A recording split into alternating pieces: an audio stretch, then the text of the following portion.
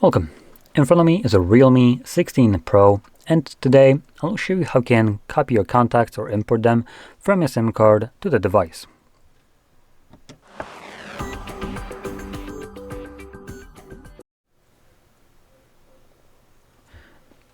So, to get started, you will first want to open up your standalone contacts application. So there it is.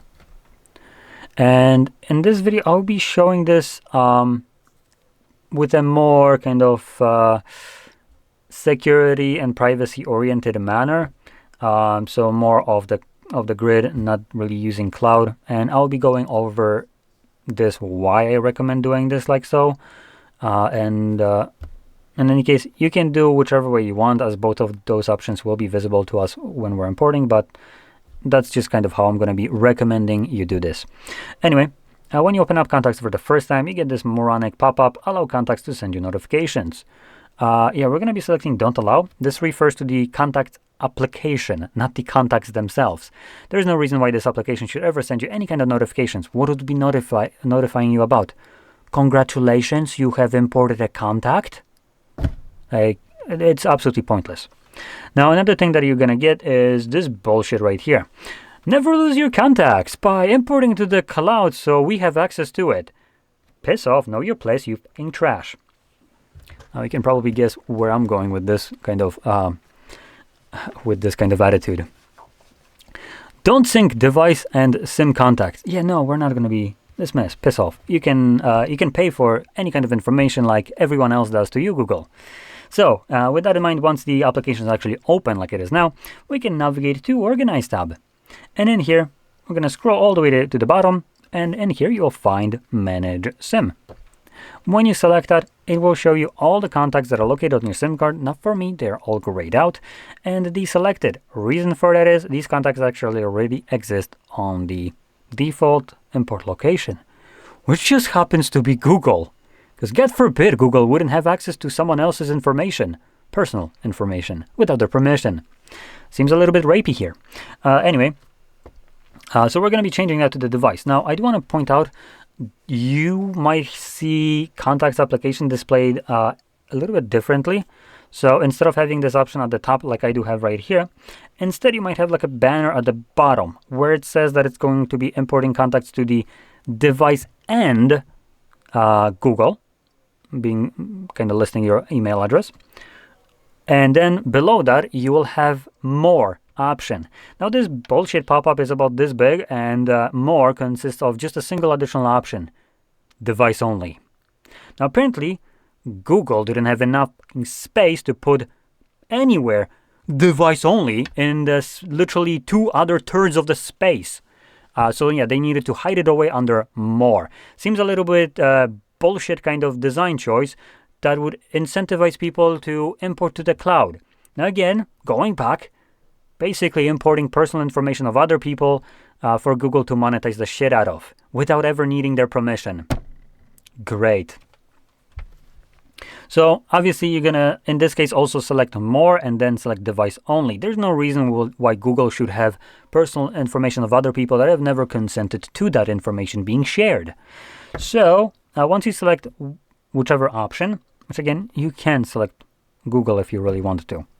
I just find it personally, I find that I, as an individual, shouldn't be able to consent to sharing with someone else's personal information without their consent, which I also don't feel like asking for consent every contact that I have on my list.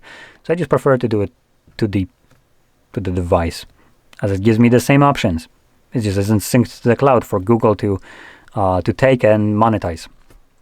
Now, depending on which option you select, you can see here, if I switch to device only, these contacts now are selected and I can import them. The device is simply just stopping me from importing duplicate contacts. Now, if you have the bottom option where you have the device and Google, typically you will have all your contacts available for import, as usually you have your contacts either on the cloud or on the device, not usually both. And if they're on both locations, then they become grayed out like they were here. Anyway, Obviously, you can deselect ones that I don't want, select import from here, and voila, your contacts are imported. Now, sometimes you might get a pop-up asking you if you want to delete these contacts. Now, it's not actually asking you in this kind of logical way. It's telling you delete contacts that you have imported to clear storage on your SIM card. Now, this is a bit brain dead because your SIM card stores only contacts. The storage there is only designed for that and nothing else. Cleaning that storage off of contacts is moronic. These contacts are on your SIM card as a backup in case something happens. They never get in your way, and this storage cannot be utilized for literally any other purpose. So removing contacts that are there as a backup is pointless.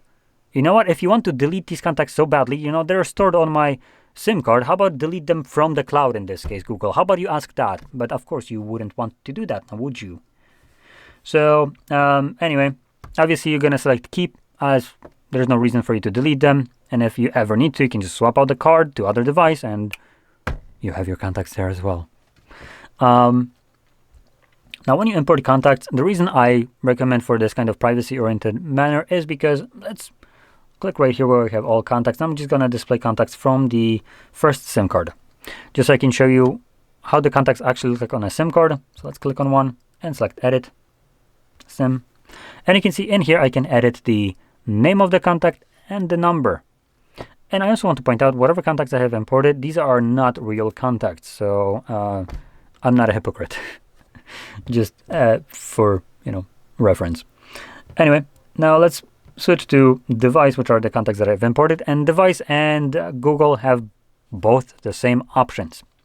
So we're gonna click on one of those. Again, we're gonna select edit, and I can choose either one, the device or Google, as these contacts already exist there as well. And you can see in here, I can add the contact photo.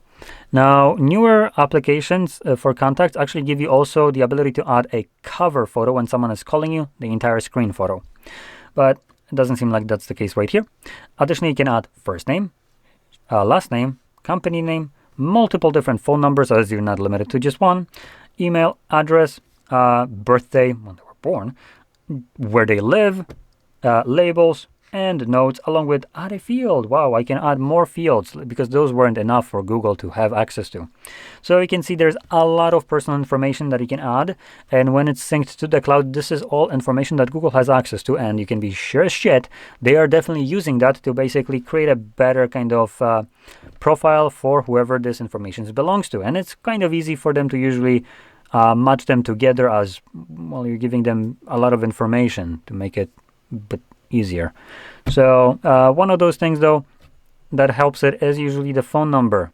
Same phone number, meaning that this information correlates to the other same phone number.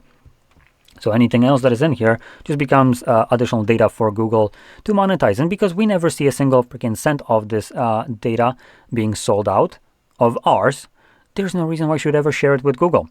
The only benefit that it gives you is the ability that this contact, or whatever contact you do, sync shows up on other devices. But you can circumvent that by just creating something like a VCF file, I think it was called, through an application that just allows you to create a backup of them as a file. You can then move that to an external storage, email it to yourself or whatever, and open it up on any other device to get access to all the contacts along with all of the additional information that you have filled out in here, circumventing the need for cloud storage altogether, at least when it comes down to contacts. So anyway, that about sums it up. And I hope you found this video helpful. If you did, now don't forget to hit like, subscribe, and thanks for watching.